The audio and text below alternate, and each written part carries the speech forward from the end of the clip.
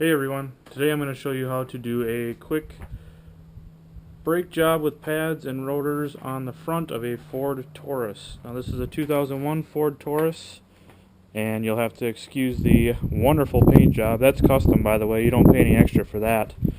But first thing you want to do is make sure you've got the rear wheels blocked up so it's safe, so it doesn't roll anywhere. Okay? Second thing, make sure you have the proper tools.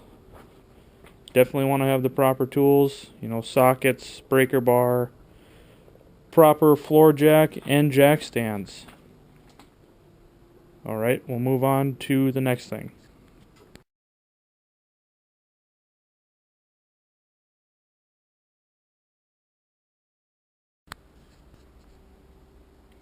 First thing I'm going to do before I even jack the car up is break the lug nuts loose on the front wheels. It's a little bit easier to do with the vehicle on the ground still, because you've got the weight of the vehicle keeping the wheels from moving.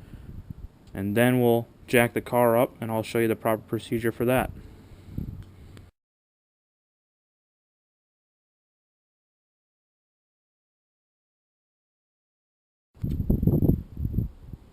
Okay, so I've broken the lug nuts loose. Again, I used a breaker bar, which is a tool that looks like this. You can get it from most of your hardware stores.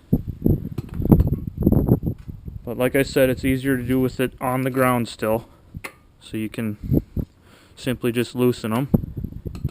Now we're going to go over the procedure of jacking the vehicle up. Now you can do it each side. I prefer to do it the front as a whole.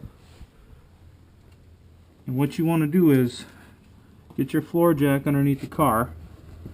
And I don't know if you can see this, but there's a cross member right here. You can place your floor jack right underneath that cross member, and you can use that to jack the whole front of the car up. Now when you finish jacking the car up and get the wheels, they don't have to be very far off the ground, maybe an inch. You place your jack stands in place, and those are going to go right underneath here. There's what they call a pinch weld, and you'll see it runs under the full length of the car, and there's usually a notch where you can place the jack stands. So we'll go ahead and do that.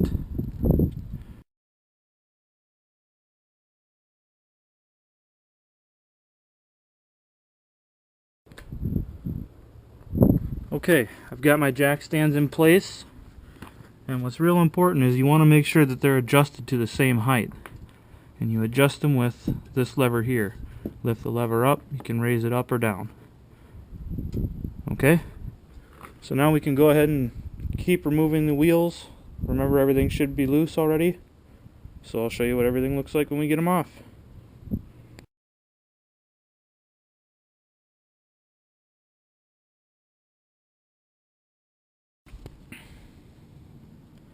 Okay, so now that we've got the wheels off, what we want to do, first thing we want to do when removing the brakes is to pull off the caliper.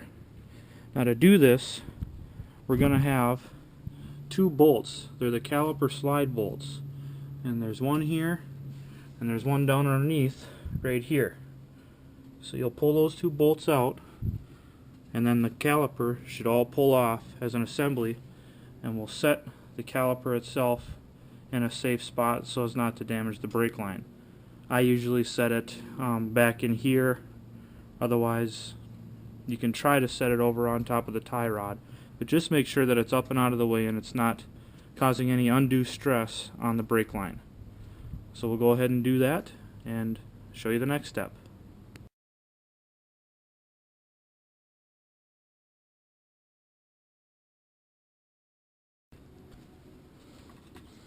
Okay, so you can see I've got the caliper balanced back here, and what we've got now is our brake pads are exposed.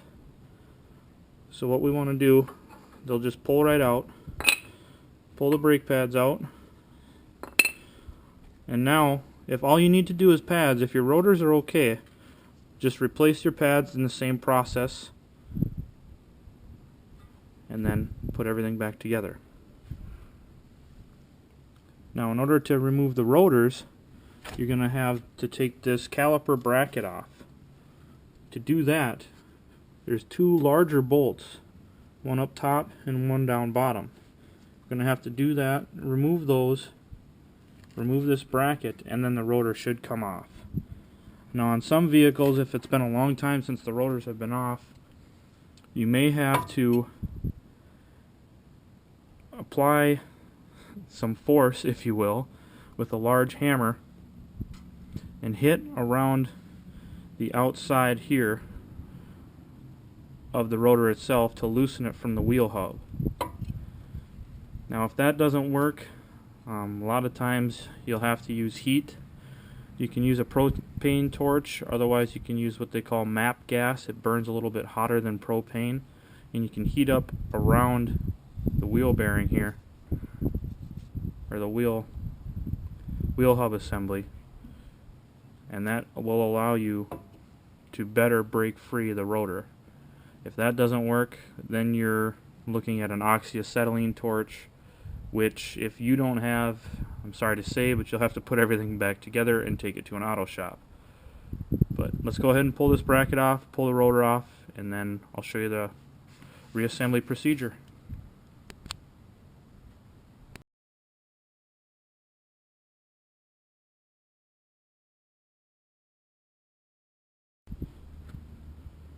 Okay, I've got everything removed. So this is what she looks like without any front brakes at all. So the next step we want to do is reassembly. Now, with the new rotors, they come in a bag inside the box and they've got an oil on them. What you want to do is get yourself some brake cleaner and spray down all the surfaces of the rotor, front and back, because you don't want any of that oil on there when you put them back together, because that could inhibit your stopping power. Now, I'm out of brake cleaner, I just realized, so I'm going to use just some carburetor and intake cleaner because it's also an aggressive cleaner and degreaser. So I'm going to go ahead and spray down the rotors and then simply just slide them back on. Okay.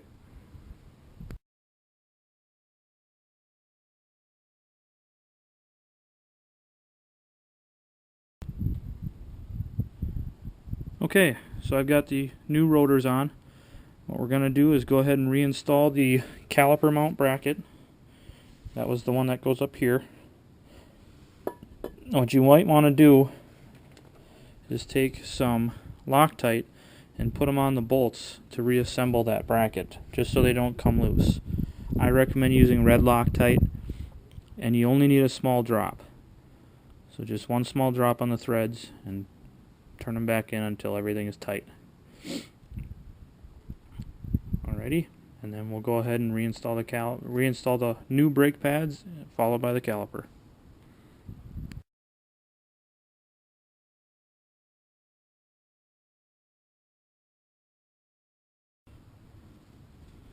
Okay, the next thing is to reinstall the pads.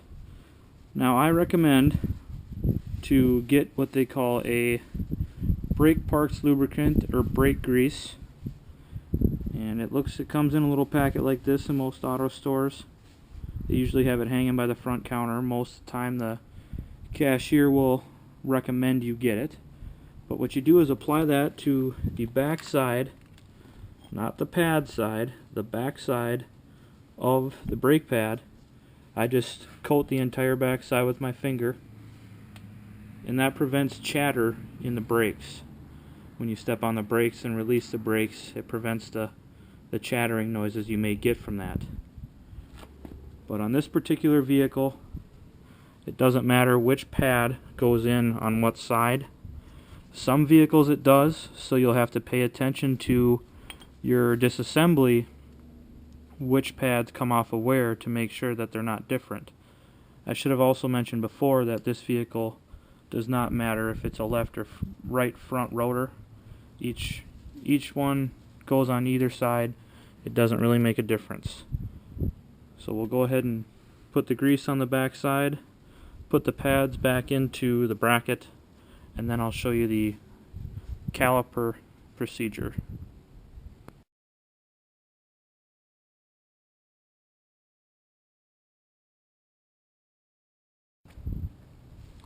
Okay, now that we've got our pads in and all greased up, I'm going to show you how to compress the piston in the brake caliper if you're reusing the calipers. Now if you replace the calipers, you'll have to, of course, add brake fluid and then bleed the brakes, which is a completely different type of procedure, and that we'll take care of in a different video. But this is more of a quick and easy and inexpensive type of brake job. So the first thing you want to do is make sure that you've got a nice big C-clamp. Otherwise, I have used in the past a large C-clamp style vice grips. That typically works very well as also. But what you're going to do is place the C-clamp so that the screw part or thumb screw portion is inside the piston of the caliper, and the back side will be on the solid side of the caliper. And you'll want to go ahead and slowly compress the piston until this metal portion on the front here is about flush with the compressed rubber boot. So I'll show you what that looks like.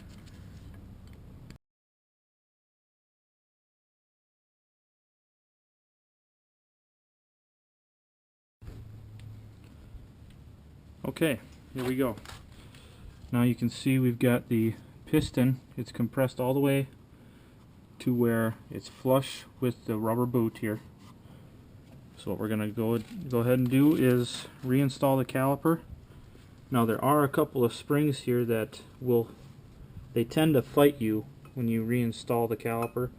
They're designed to go inside a groove that's inside this caliper. So just make sure that they're facing straight up, or as straight up as possible, and you should be able to finagle it on there.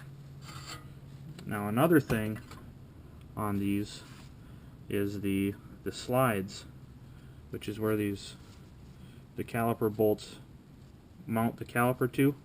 There's a little rubber boot so they compress in and out. You want to make sure that the slides are turned with their straight edges that match the caliper, because if they're crooked, you're going to have a tough time getting the caliper on. So when you're installing the caliper, just make sure that the straight edges are aligned with the caliper itself, and that the springs are facing straight out. Okay, we'll go ahead and install it.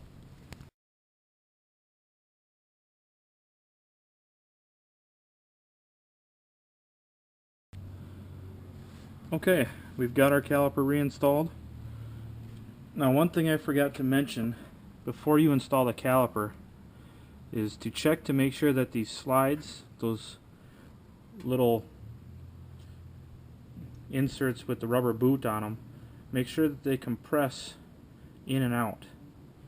If they don't, you'll want to try and remove them. Be careful not to tear that little rubber boot, and then they make what they call as a caliper slide grease. You can also use a white lithium grease. You could use a marine grease, which works better with the elements. You know, you're outside in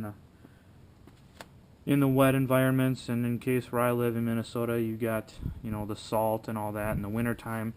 So just make sure that those slides move freely.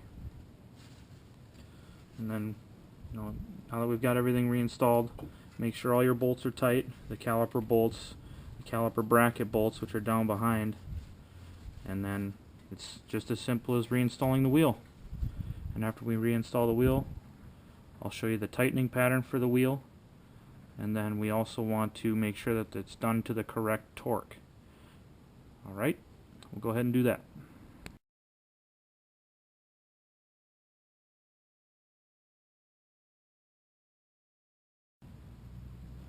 Alright, now that we've got everything back together and the wheels back on, the proper tightening pattern for really any wheel is to go in an alternating pattern.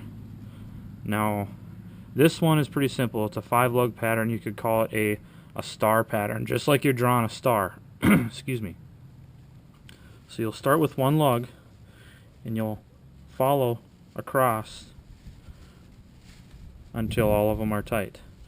Now I always install them loosely by hand, just so that we're making sure we're not cross-threading anything, because if we do that, we're going to be in a world of hurt replacing a stud on the wheel bearing. So go ahead and tighten them as best you can. Now I've got a hand impact or a 12-volt cordless impact that I can use to get them plenty tight before I drop it to the ground. Now if you don't have a handheld 12-volt impact and are using hand tools, get them as tight as you can before dropping it down, and then jack the vehicle up off the jack stands, remove the jack stands, lower the vehicle so that just enough so that the tires are touching to where they won't move when you try to tighten them. Try to tighten the lug nuts with a wrench, and in that position you can tighten them further and torque them to the proper specs before dropping it all the way down. So we'll go ahead and tighten these in the star pattern.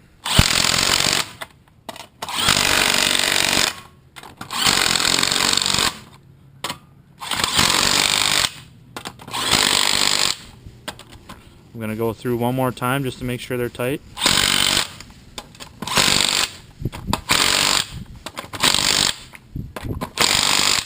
Alright, we can go ahead and remove the jack stands and drop the vehicle down.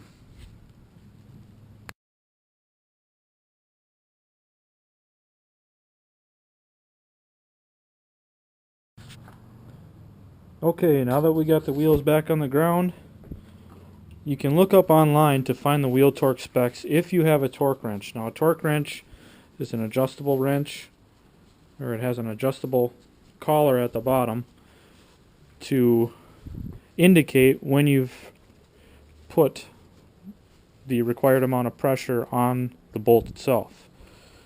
Now in order to adjust this wrench, now this particular wrench I got at Harbor Freight, and I think I got it on sale for like $19.95. It's not a real expensive torque wrench. You know, they've got torque wrenches that go all the way up over $150. Some are digital. This one's just a manual one. Some have got just a needle that runs the full length and simply points to the amount of foot-pounds that you're applying. Now this one I like because it clicks when it indicates the amount of pressure being applied. So I'll go ahead and show you how to adjust this torque wrench here. Now there's a series of numbers on the shaft. What you do is loosen the bottom and you'll be able to turn this collar, and you can see the numbers, you know, from 0 all the way up to 8.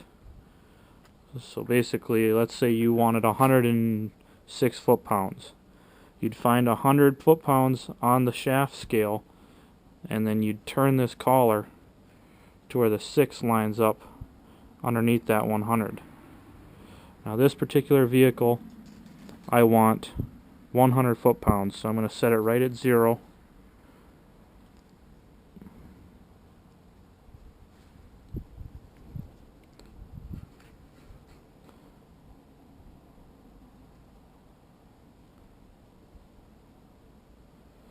And then go ahead and tighten this bottom nut.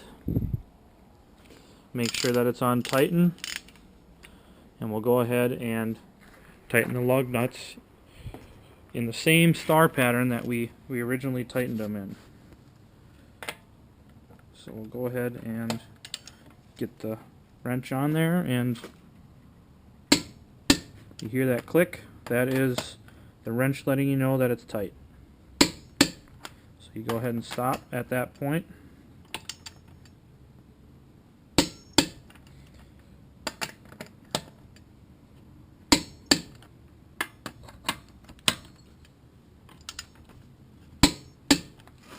Now this brake job I already did the other side, and I've probably got about 40 minutes, 45 minutes into the actual job itself, and that's with stopping and filming. So once you get comfortable doing these, you should be able to get it done, should the vehicle cooperate with you, in, I would say, about a half an hour.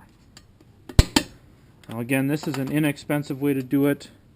The proper way to do it, depending on who you talk to, and you know, most auto stores are going to try to sell you everything under the sun because that's their job, but realistically, if your caliper is functioning fine, there's no reason why this isn't a sufficient brake job.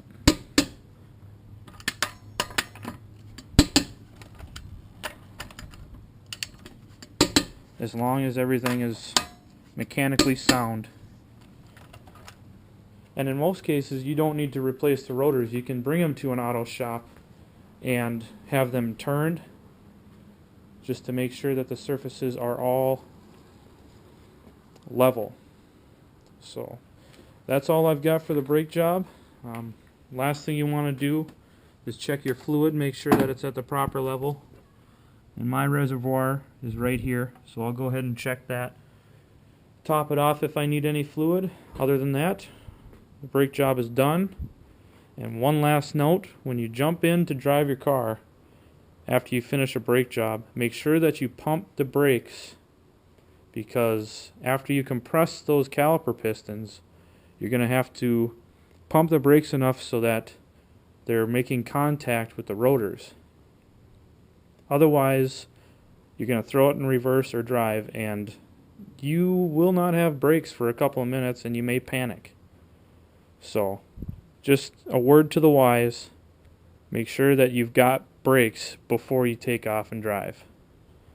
Alright, I hope you guys enjoyed this, and look forward to doing many more tutorial videos.